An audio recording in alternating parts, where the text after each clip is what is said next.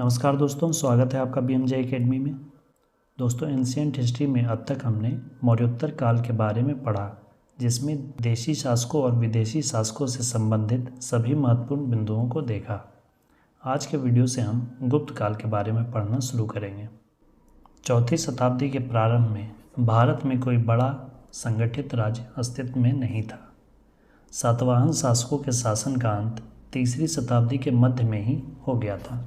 कुषाण और शक शासकों का शासन चौथी शताब्दी में भी जारी था, परंतु इनका शासन काफ़ी सीमित क्षेत्रों में ही रह गया था।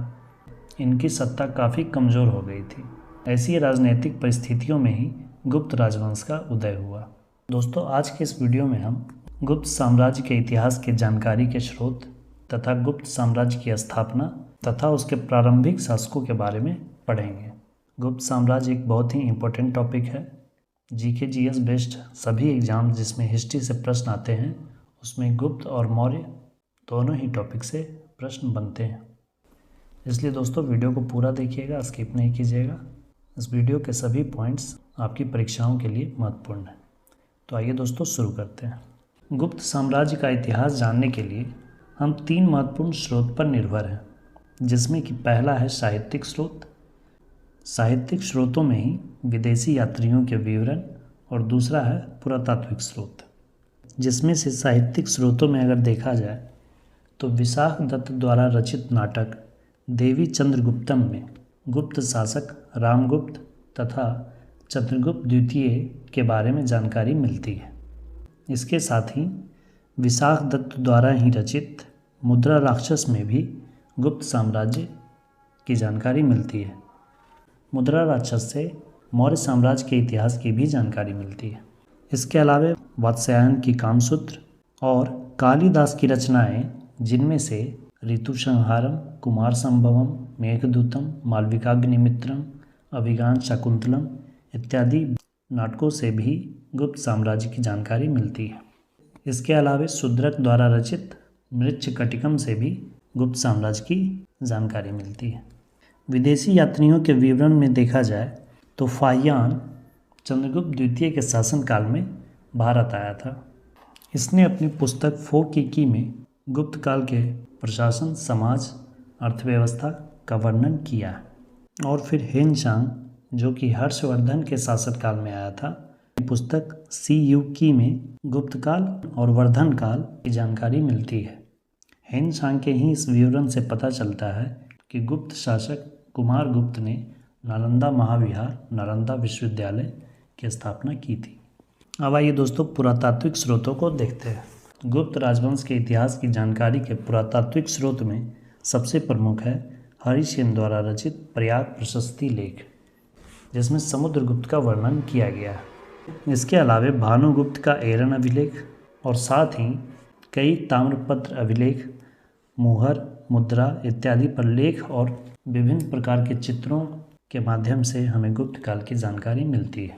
गुप्तकालीन सोने के सिक्कों का सबसे बड़ा ढेर राजस्थान प्रांत के बयाना नामक क्षेत्र से प्राप्त हुआ है। अब आइए दोस्तों, गुप्त साम्राज्य की स्थापना के बारे में प्रमुख बिंदुओं को देखते हैं।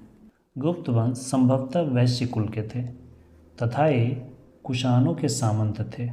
कुषाणों से प्राप्त सैन्य तकनीक तथा वैवाहिक संबंधों ने गुप्त साम्राज्य के प्रसार एवं सुदृढ़ीकरण में महत्वपूर्ण भूमिका निभाई। 240 ईस्वी में श्रीगुप्त ने गुप्त वंश की नींव रखी। श्रीगुप्त कुषाणों के सामंत थे। प्रयाग प्रशस्ति लेख, जो कि हरिसेन द्वारा रचित है, इस लेख में गुप्त वंश के सबसे प्रथम शासक के रूप में श्रीगुप्त का नाम लिखा है। प्रभावती के पूना ताम्र अभिलेख से यह जानकारी मिलती है कि गुप्त वंश का उदय प्रयाग के निकट कौशाम्बी में हुआ था। श्रीगुप्त को आदि पुरुष या फिर आदि राज भी कहा गया है। श्रीगुप्त ने 240 ईस्वी से 280 ईस्वी तक शासन किया था। श्रीगुप्त ने महाराज की उपाधि धारण की थी। तत्कालीन समय में महाराज सामंतों की उपाधि होती थी, जिससे यह पता चलता है कि वह किसी शासक के अधीन शासन करते थे। इसलिए यह संभावना व्यक्त की जाती है कि श्रीगुप्त कुषाणों के सामंत रहे होंगे। श्रीगुप्त के बाद उसका पुत्र घटोत्कच गुप्त वंश का शासक बना। इसने 280 ईस्वी से 319 ईस्वी तक शासन किया। इसने भी महाराजा की उपाधि धारण की थी। स्कंदगुप्त के सूफिया अभिलेख से गुप्त शासकों की वंशावली की जानकारी मिलती है, जिससे यह जानकारी मिलती है कि गुप्त शासकों का राजनीतिक इतिहास घटोत्कच के समय से ही प्रारंभ हुआ। घटोत्कच का उत्तराधिकारी चंद्रगुप्त प्रथम था। चंद्रगुप्त प्रथम को ही गुप्त वंश का वास्तविक संस्थापक माना जाता है। चंद्रगुप्त प्रथम का राज्याभिषेक 319 ईस्वी को हुआ, जिसे कि गुप्त संवत का आरंभ माना जाता है। दोस्तों, ये 3 संवत याद रखिएगा। सबसे पहले विक्रम संवत 58 ईसा पूर्व में, शक संवत 78 ईस्वी में और गुप्त संवत 319 ईस्वी से प्रारंभ होता है। ये सब प्रश्न कभी कभी पूछ लिए जाते हैं। दोस्तों, आज की इस वीडियो में इतना ही। अगले वीडियो में हम गुप्त साम्राज्य के शक्तिशाली शासक, जिसमें चंद्रगुप्त प्रथम, समुद्रगुप्त, चंद्रगुप्त द्वितीय तथा कुमारगुप्त के बारे में सभी प्रमुख जानकारियों को देखेंगे। दोस्तों, वीडियो कैसी लगी अपना फीडबैक ज़रूर दें और अपनी तैयारी के लिए जिस सब्जेक्ट के जिस टॉपिक पे आपको वीडियो चाहिए आप कमेंट में बताएं। वीडियो को अंत तक देखने के लिए धन्यवाद दोस्तों।